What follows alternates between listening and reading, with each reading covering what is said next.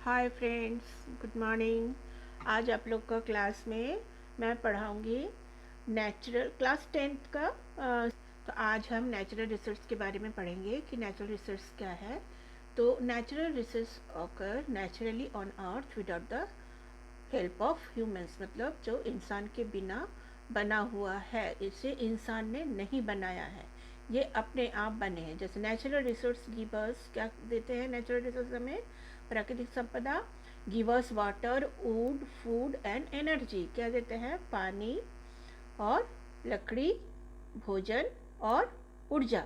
It is not possible to live without natural resource, इनके बिना जीवन संभव नहीं है। नेचुरल रिसोर्स के बिना जीवन संभव है? पानी, हवा, लकड़ी, भोजन, ऊर्जा के बिना नहीं। Natural resources include oil, coal, natural gas, metal, stone and sand. Natural resource ये भी है, क्या क्या है?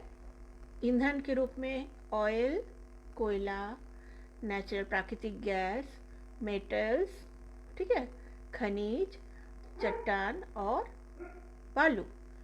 Air, sunlight, soil and water are other natural resources. क्या है? हवा, सूर्य का प्रकाश, मिट्टी और पानी, ये अन्य प्रकार का नेचुरल रिसोर्सेज है जो इंसान के द्वारा बनाया गया नहीं है। इसमें देखिए डायग्राम है, इस तरीके का नेचर से रिलेटेड सारा नेचर का है, पहाड़ है, जंगल है। अब है types of natural resources. All the naturally occurring substance which we use can be consider natural resource. जो भी प्रकृति के द्वारा बनाया हुआ है, जिसको हम क्या करते हैं, अपना जीवन यापन के लिए यूज करते हैं, उसको नेचुरल रिसोर्स कहते हैं। These are the materials from the earth which support life on earth and help fulfill the needs of human beings। मतलब ये क्या करते हैं, जो पृथ्वी पर रहने वाले इंसान है, उनकी आवश्यकताओं को ये नेचुरल रिसोर्सेस पूरा करते हैं। ठीक है। Humans require air, water, food from plants and animals, sunlight, minerals, land, soil and fossils fuels too. क्या बोल रहे हैं, इंसान को क्या क्या जरूरत है? हवा, पानी, भोजन। भोजन किस किस से मिलता है?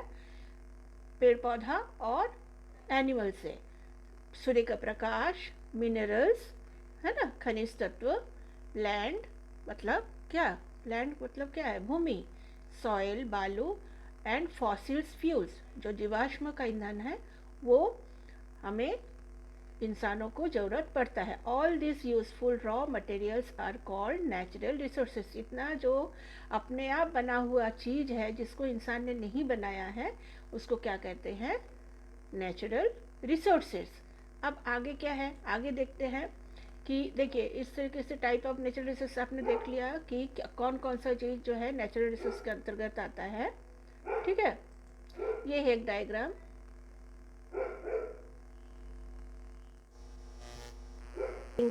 Different types of natural resources, renewal and non renewal. ठीक है, रिन्यूअल रिसोर्सेज में क्या आ रहा है? एयर और वाटर एंड सनलाइट, हवा, पानी और सूर्य के प्रकाश, ये रिन्यूअल रिसोर्सेज है। और नॉन रिन्यूअल रिसोर्स में क्या आ रहा है? सारे फॉसिल्स फ्यूल्स जो है, they are all non renewal resources. जैसे फॉसिल्स फ्यूल्स में क्या आ रहा है? नेचुरल गैस, कोल, पेट्रोलियम, ये सब कुछ जो है नॉन रिन्यूअल रिसोर्सेज है। रिन्यूअल में आ रहा है एयर, वाटर एंड सनलाइट, और नॉन रिन्यूअल में आ रहा है फ्यूल्स, फॉसिल्स फ्यूल्स, जो पेट्रोलियम और नेचुरल गैस, ये जो है उसमें आ रहा है। ठीक है, आप देखिए इन एग्जॉस्टेबल नेचुरल रिसोर्सेज, जिसमें से एयर, वाटर एंड सनलाइट जो है, ये इनएग्जॉस्टिबल नेचुरल रिसोर्स है। This resource are called inexhaustible resource, they are also called renewal, इसको रिन्यूअल रिसोर्स भी कहा जाता है। ठीक है, ये जो पानी, हवा और सूर्य के प्रकाश है, ये इनएग्स में आ रहा है। अब दूसरा है exhaustible natural resources, such as plants and trees and animals.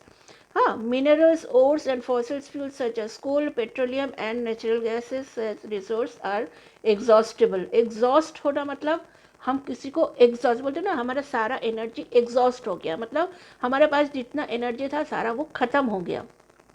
Exhaust मतलब यूज़ कर लेना, तो एग्जॉस्टेबल रिसोर्स में क्या आ रहा है, पेट्रोलियम, कोल और नेचुरल गैस, ये सब कुछ इसमें आ रहा है। ठीक है, ये एग्जॉस्टेबल इसलिए है कि जो हमारी आबादी है, हमारी जो जनसंख्या है पृथ्वी पर, जो हमारे इंसानों की जनसंख्या है, वो क्या कर रहा है, इन फ्यूल्स को यूज़ कर ले रहा है। ठीक है, डिफरेंट वे में, विभिन्न तरह से। जैसे मेन तो है पेट्रोलियम, पेट्रोल से डीजल बन रहा है, केरोसिन, ये सारा कुछ जो है हमारा व्हीकल चलाने में यूज़ हो जा रहा है, जो लार्ज नंबर में यूज़ हो रहा है।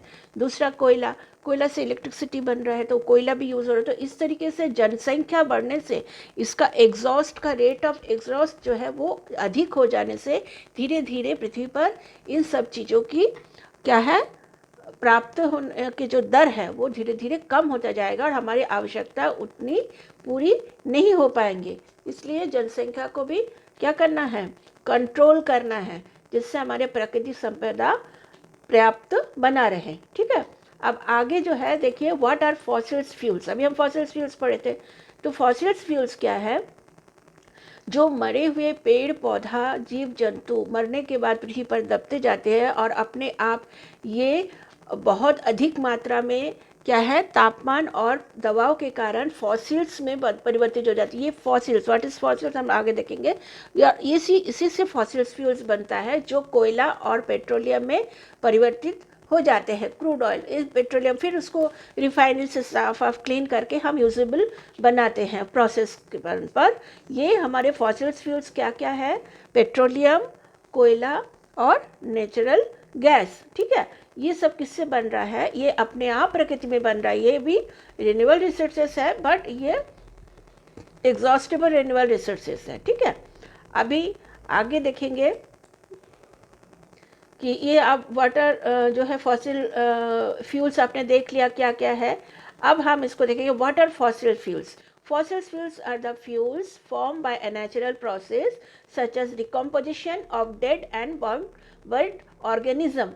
मतलब क्या है कि फॉसिल फ्यूल ये भी अपने आप ही बनते हैं पृथ्वी के अंदर पर्याप्त दबाव और तापमान के द्वारा मरे हुए जीव जंतु और पेड़ पौधा इसमें दबते जाते हैं और धीरे धीरे इसमें परिवर्तित हो जाते हैं फॉसिल फ्यूल्स में, such as decomposition and dead and burned organism। ठीक है, what are the types of fossil fuels, कितने प्रकार के fossil fuels है, 3 प्रकार का, जैसे कोयला, कोल, पेट्रोलियम, नेचुरल गैस। फिर ये पेट्रोलियम से भी काफ़ी तरीके का चीज़, पेट्रोलियम से क्या क्या बन रहा है, डीजल बन रहा है, फिर केरोसिन बन रहा है, वैक्स बन रहा है, डिफरेंट टाइप का जो केमिकल्स बन रहा है, मेडिसिन्स बन रहा है, तो पेट्रोलियम से बहुत कुछ बन रहा है। नेचुरल गैस से भी हम नेचुरल गैस भी अपना दैनंदिन उसमें यूज़ करते हैं, रोज़मर्रा के दिन में डेली यूज़ में आता है ये भी। ठीक है, ये है हमारे फॉसिल्स फ्यूल्स। ठीक है, फॉसिल्स फ्यूल्स कैसे बना आपने देख लिया, फॉसिल्स कैसे बना देख लिया। What are the advantage of fossils fuels, इसका क्या लाभ है, एडवांटेज होता है ना, एडवांटेज डिसएडवांटेज, उसी तरह the advantage of fossil fuels are as follows. Fossil fuels can और generate a large amount of इससे इलेक्ट्रिसिटी बनाना था, किससे, कोयला, कोल बेस्ड प्लांट देखिए, hydro plant, coal based plant, solar plant, ये सब जो इससे क्या हो रहा है, एनर्जी जनरेट हो रहा है, इलेक्ट्रिसिटी जनरेट हो रहा है, जो बिजली बनता है इसी तरह से बनता है। They can be found very easily, आराम से मिल जाता है, और तो ये खदान से ही मिलता है और ये कॉस्ट इफेक्टिव है, इसमें लागत लगता है, मतलब इसमें पैसा लगता है। ये मतलब फ्री फंड का नहीं है कि कोयला आप कहीं से भी भर के ले, और ऐसा नहीं है, ये कोयला मंगाना पड़ता है, जहाँ पर खदान वगैरह है वो तो काफ़ी प्रोसेस है। तो कहने का मतलब ये सब कॉस्ट इफेक्टिव है। Transportation of oil and gas can be done easily through pipelines. कैसे ये गैस और ऑयल कहाँ एक जगह से दूसरे कैसे पहुँच रहा है, थ्रू पाइपलाइन। बड़े बड़े शहरों में अभी भी जो गैस वगैरह है, जब भी मेट्रोज़ वगैरह में जो नए नए फ्लैट्स वगैरह बनते हैं, उसमें गैस की टंकी अलग अलग नहीं आती, वो सेंट्रलाइज गैस का प्लांट होता है, वहाँ से ही सप्लाई किया जाता है चार्जेबल बेसिस पे। तो किसके द्वारा आता है ये ऑयल और ये गैस, किसके द्वारा आता है, पाइपलाइन के द्वारा। तो आपने देख लिया नेचुरल रिसोर्स और renewable, non renewable resource, exhaustible और नॉन एग्जॉस्टेबल। ये देखिए फॉसिल से फ्यूल बना, ये पेट्रोलियम निकल रहा है, और ये है कोयला, कोयला से हम इलेक्ट्रिसिटी जनरेट कर रहे हैं, ईंधन के रूप में भी यूज़ होता है। बहुत सारे रेस्टोरेंट होटल में जो है अभी भी कोयला यूज़ होता है कुछ स्पेशल डिश बनाने में, है, ठीक है। तो इस तरीके ये फॉसिल्स फ्यूल्स है, ये दिस आर फॉसिल्स फ्यूल्स, ठीक है। तो अभी ये क्लास आपका कंटिन्यू रहेगा, इसमें काफ़ी सारा अब इम्पॉर्टेंट क्वेश्चन है। तो एक सेशन में वीडियो बड़ा बड़ा हो जाएगा और आप लोग भी थोड़ा बोर फील करोगे, बट बोर फील नहीं करना, ये बहुत इंपॉर्टेंट चैप्टर, ये हर साल इसमें से क्वेश्चन आता है और इतना सारा अच्छा अच्छा क्वेश्चन है, इसमें से आना ही आना है। इस चैप्टर को बहुत अच्छे से आप प्रैक्टिस करो। मैं इंग्लिश हिंदी दोनों में बता रही हूँ। इंग्लिश मीडियम के बच्चे भी इसको देख सकते हो, हिंदी मीडियम के बच्चे भी देख सकते हैं, इसमें कोई दिक्कत नहीं है। आराम से इसको आप एक दो बार देखिए, देखना आराम से इसको आप सारा आंसर आपको समझ में आएगा। ओके फ्रेंड्स, तो चलिए हम नेक्स्ट सेशन के लिए अपना प्रिपरेशन लेते हैं और आप लोग को क्लास बराबर ज्वाइन करो।